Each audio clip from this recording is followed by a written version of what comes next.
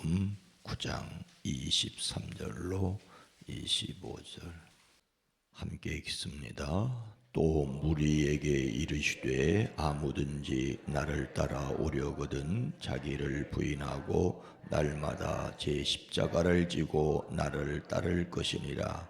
누구든지 제 목숨을 구원하고자 하면 잃을 것이요 누구든지 나를 위하여 제 목숨을 잃으면 구원하리라.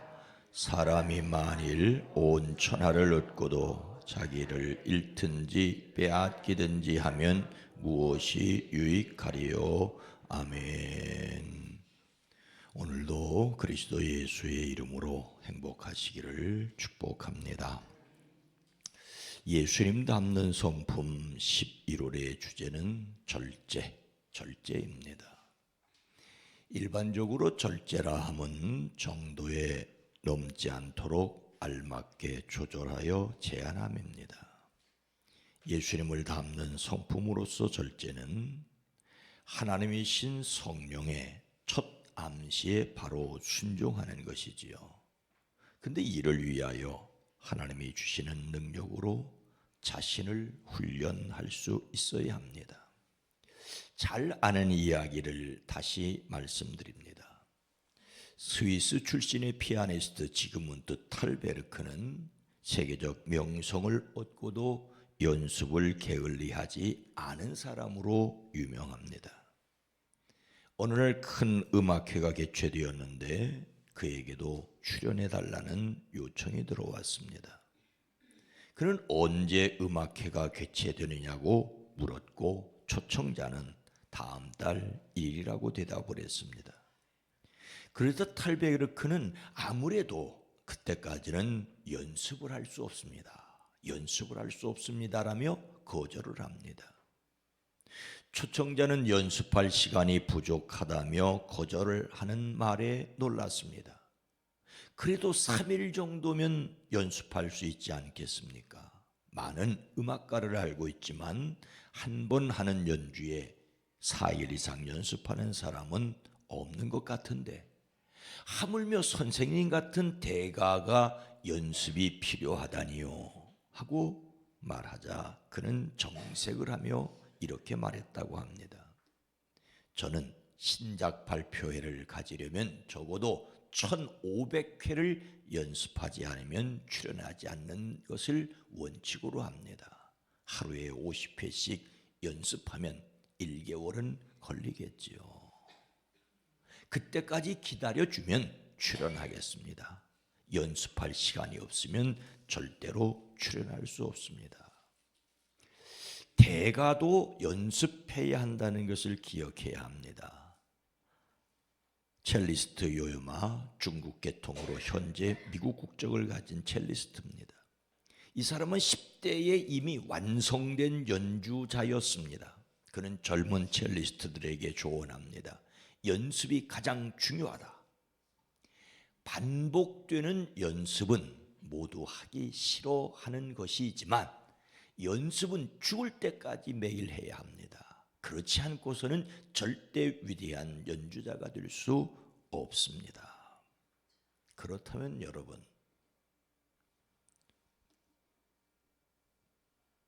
우리의 신앙에 있어서 연습은 얼마나 필요할까요?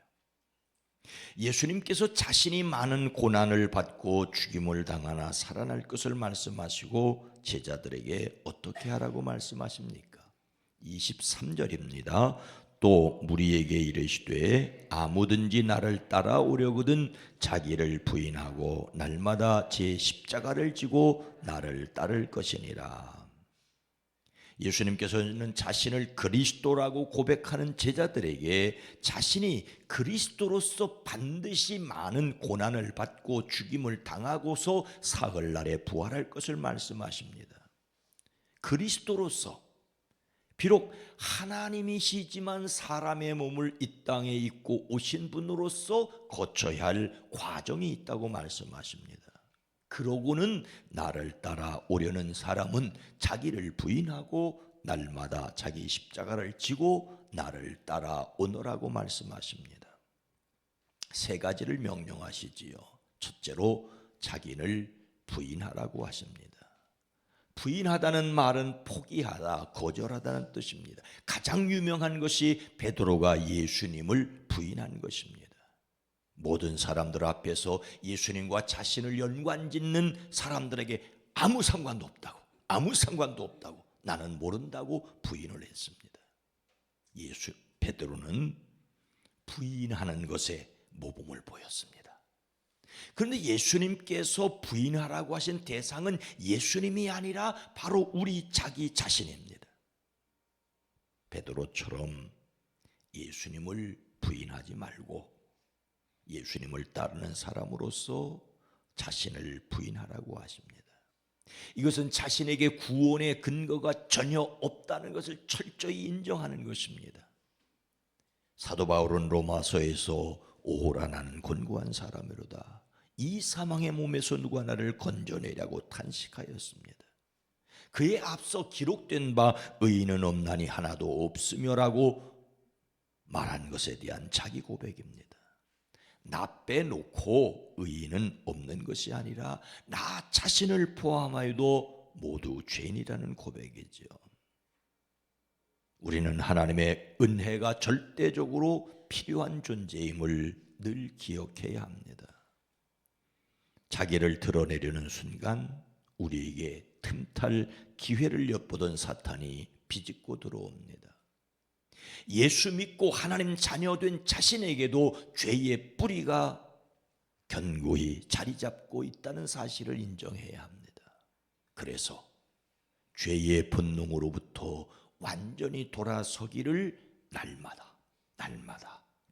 결단해야 합니다. 그런 우리에게 두 번째로 십자가를 지라고 말씀하십니다. 십자가를 지라는 말은 사형 선고받은 죄수가 자기가 달릴 십자가를 지고 형장으로 걸어가는 것을 말합니다. 예수님 따르는 제자들은 그렇게 사형 선고를 받은 사람들처럼 자기의 본성적 자아에 대하여 사형 선고를 내리고 죽음의 고난까지도 각오해야 합니다. 그것도 날마다 해야 합니다.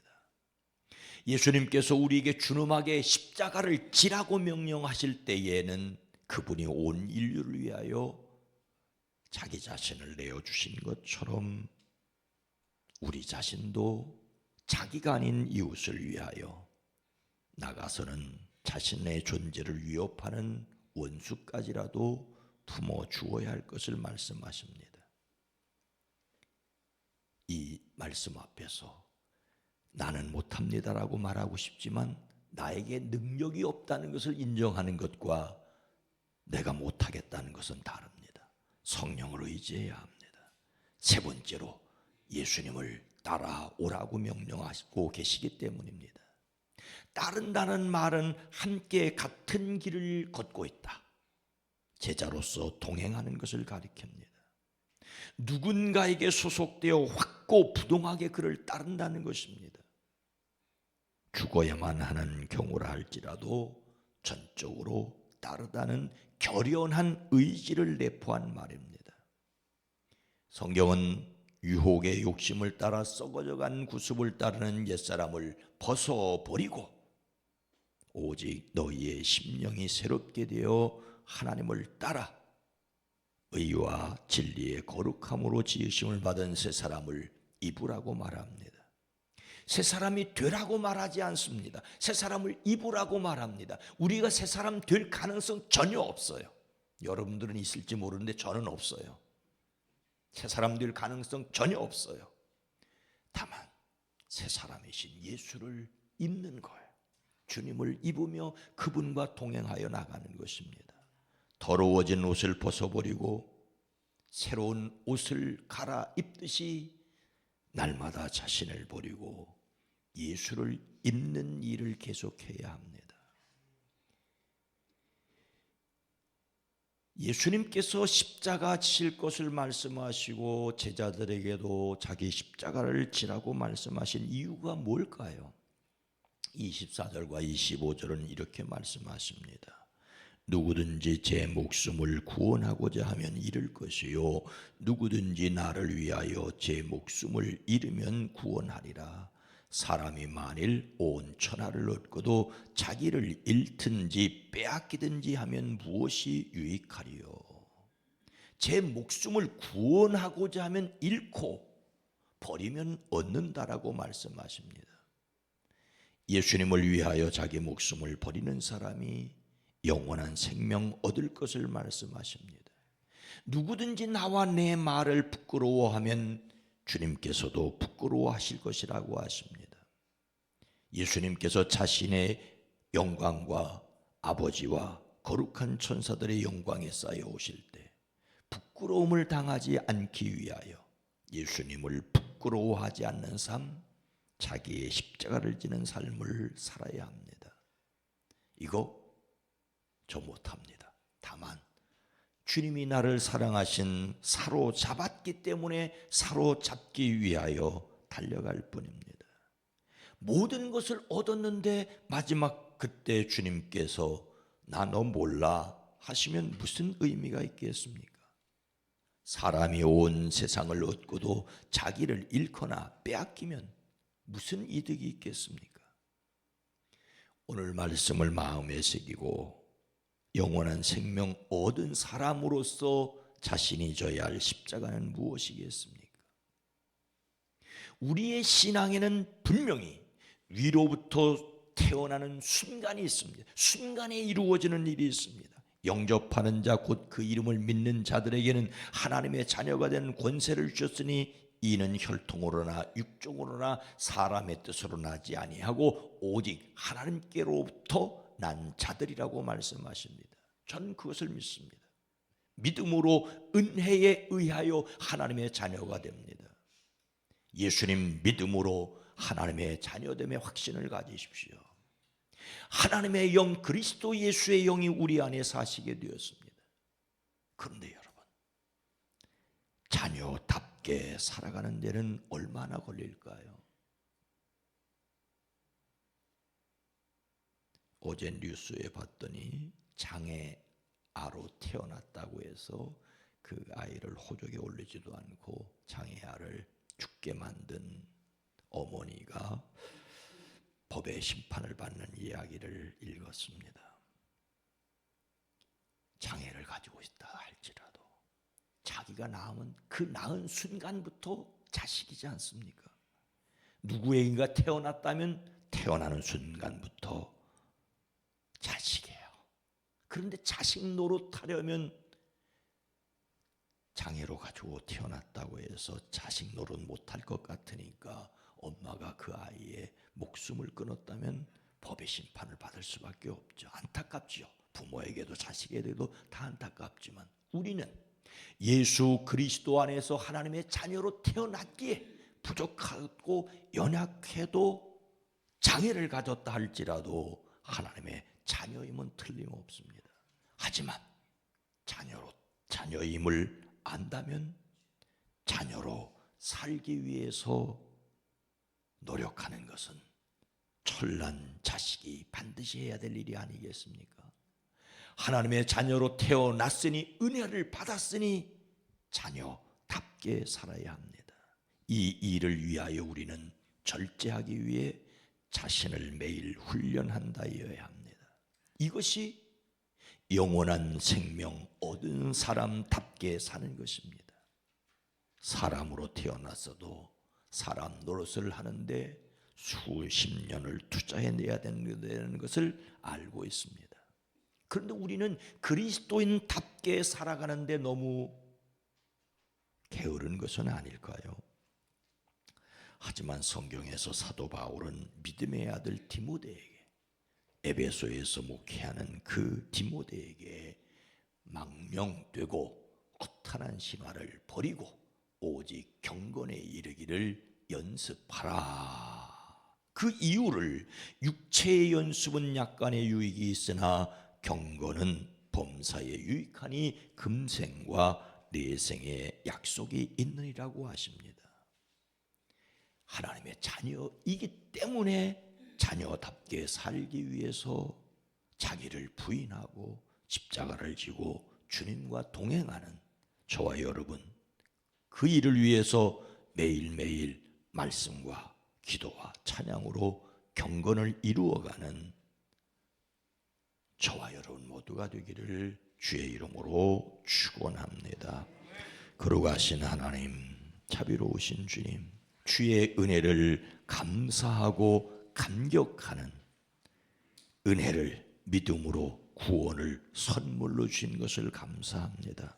그래서 매일매일 나를 버리고 주님이 맡겨주신 사명을 위하여 주님과 동행하여 가게 하옵소서. 주님, 믿지 않는 가족을 위해서 기도하는 이들이 있습니다. 들으시옵소서.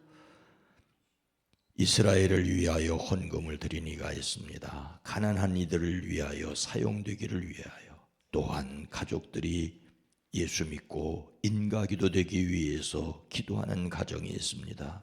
주님이 받으시옵소서. 이스라엘 땅 전쟁이 멈춰지게 하옵소서. 그 땅을 위해 중보하는 이들이 복되게 하옵소서. 일본 땅을 위해 중보합니다. 종교 혼합주의가 판을 치는 그 세상 가운데 주의 복음이 증거되어지게 하옵소서. 세계를 품고 열방을 품고 기도하는 이들의 기도를 들으시고 그들의 개인의 기도도, 가족을 위한 기도도 들으시옵소서. 예수님의 이름으로 축복하여 기도드리옵나이다. 아멘. 오늘 말씀을 생각하며 이루어진 하늘 생명을 확신하게 하옵소서. 하늘 생명 얻은 자로 살아가게 하옵소서. 믿음으로 하늘 생명을 얻는 사람들이 되기를 위해 기도합니다.